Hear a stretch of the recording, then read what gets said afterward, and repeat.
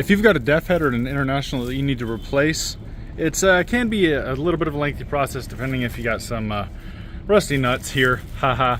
But make sure you got all the parts first, and make sure that the truck is not hot, because you're gonna get coolant splashed on you possibly, and that can burn you really bad. Make sure the truck is cooled down.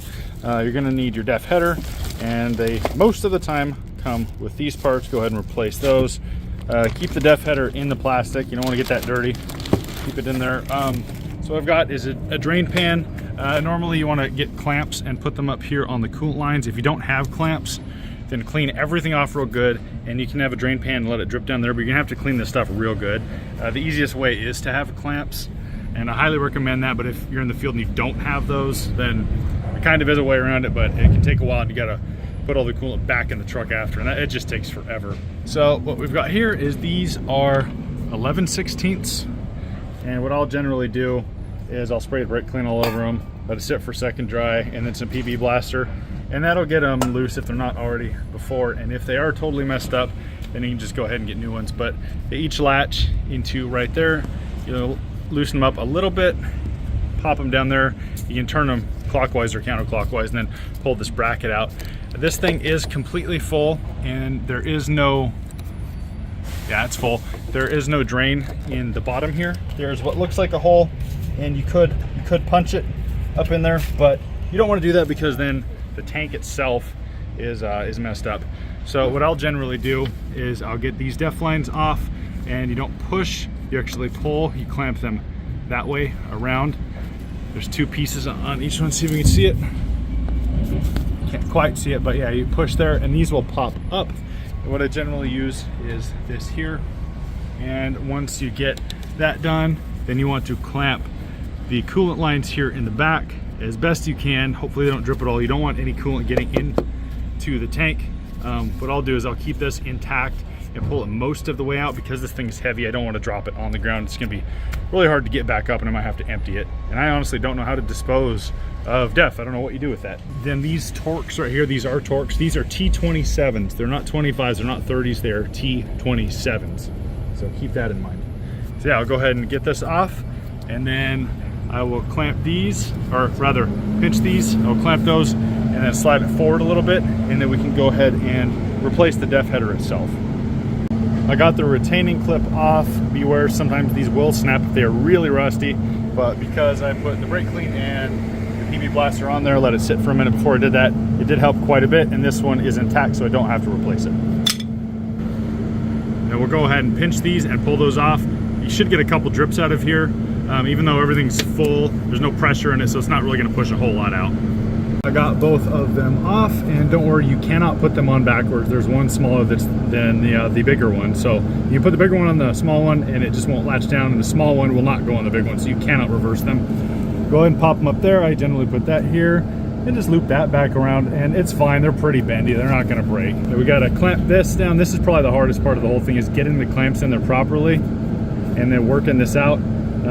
If you have a pick, a dull pick, I'd recommend you can actually shove it in here and work it around the inside of the hose here, and then squeeze these clamps and push them back while this part's clamped. Like I said, that's the most difficult part, honestly. That took quite a while longer than I anticipated. I had to clip these pieces, I don't know if you can see that back there, that bound this to the back of the coolant tubes. I just couldn't work these in there with those on there, and I couldn't even use these, the big ones. I had to use the small ones, the big ones there. The small ones don't have as much clamping power, so what I did was I put some zip ties up tight, and you want to get them really tight and make sure they don't budge. If you pop those off while the def header's off, then you are cooked, because you are going to spray coolant all over the place. And the middle one here, that's the blowout, so I don't have to worry about that. That'll just pop right off. But I put a small, or rather a dull pick in here, and I work it around a little bit on each one. And then what I do is I push this up, and that'll put pressure back there, and the bottom actually pulls forward slightly, and then you just pull down on this, and the thing will work itself out, and hopefully these will stay and you won't spray coolant everywhere. If you have not done this before, make sure to have a bucket down below, just in case you do start spraying coolant. And again, make sure this is not hot before you do this step. Yanked and yanked and yanked and yanked, and the left one came off, the right did not. I actually had to put this on here, and push. If you have one of these, it's really handy. I use it for all sorts of stuff. Where's the part number on here? Very handy. So we got a slow drip, but as long as I work decently fast, that shouldn't be too much of an issue. Just get a tiny drip out of there, a tiny bit, and replace it and pop that back in and just clean up the little bit that we spilled down there. I forgot to mention to disengage this. This is the electrical for the DEF header itself. It runs back here. You can see that, and basically you just pinch on this side right here. Oh, sorry, I have a hard time getting it focused. You pinch right here, if you can see my thumb, and then just pull with the other hand and pull it that way, and it will pop right off. And before you start disassembling this, make sure to wipe any coolant or anything off, because you don't want any contaminants getting into the DEF tank itself.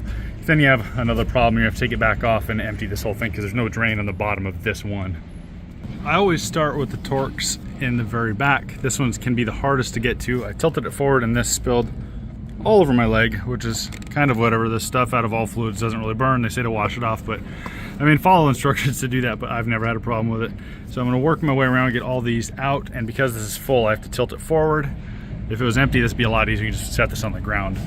But then I'm gonna pull this out and then get the new one in. I will try to film as much as I can with just working with one hand and then the other with the camera, so bear with me. Once you crack it off, you want to make sure to wipe everything away from the center so you don't get any contaminants in there. You're likely going to get a tiny bit of something, but you want to get as little as possible. There we go, I got it out. A lot of times why these fail is the filters just get clogged. That happens quite often depending on the environment you're driving in. And I had to basically pull this towards myself while I worked it up. And then the nice thing about these is you can just pull it out like this and pull it up. It's not too much screwing around. Again, it'd be a lot easier if this thing wasn't completely full, but you gotta do what you gotta do.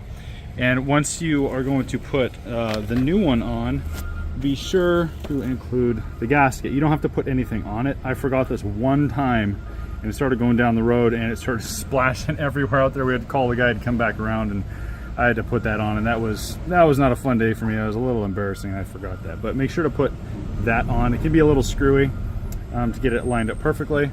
So what I'll do when I get everything on there is I will generally start that one with the whole thing in, and then I'll start this. And once you get two lined up, the rest kind of follows suit. One thing to note when you get this in, to make sure it's seated properly, there is a nub that fits right up inside of there. If you get off to the center or too forward or back, it won't sit right, and the whole thing will not sit flush in there.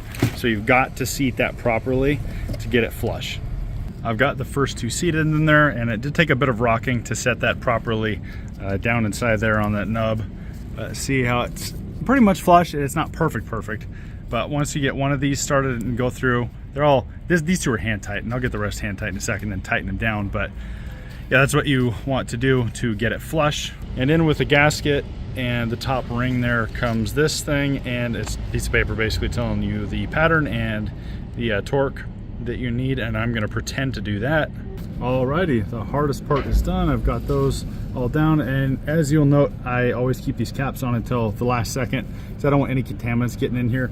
The sole exception being to this one, because I can never get that screw down in there, that Torx screw. The cap right there is just always in the way. That's kind of the most difficult one, is back there. But yeah, the hard part is done. Now is just slapping everything back together. There, both coolant lines are on and back together. It took a lot of struggling on my part. I always have a little bit of difficulty with this. Some people can do it with no problem, but for me it always takes a bit. What I did was I had to push up on this part really far, and I had to have these clamps all the way back, and then the line slid in a little bit, not as far as they should have, but what I did was I put the clamps even further back, and then I pulled while I pushed here, and then they popped in, and then I got the clamps off, and yeah, it was a lot of back and forth, but I got it done. You want to make sure that the ends of these hoses are at least flush with the top of the header, which is right here. If they're too far back, you could have a bit of a leak. Granted, I mean, you got a decent amount of room there, but you want to have them, at least I always do, back to factory. And using the same hoses, what I like to do is try to put them in the same exact spot, exactly where they were. And if there's an issue with either the lines, either you punctured it or it's just old and corroded, then you're gonna have to pull this back off and put that back in. But honestly, that is not gonna cover that.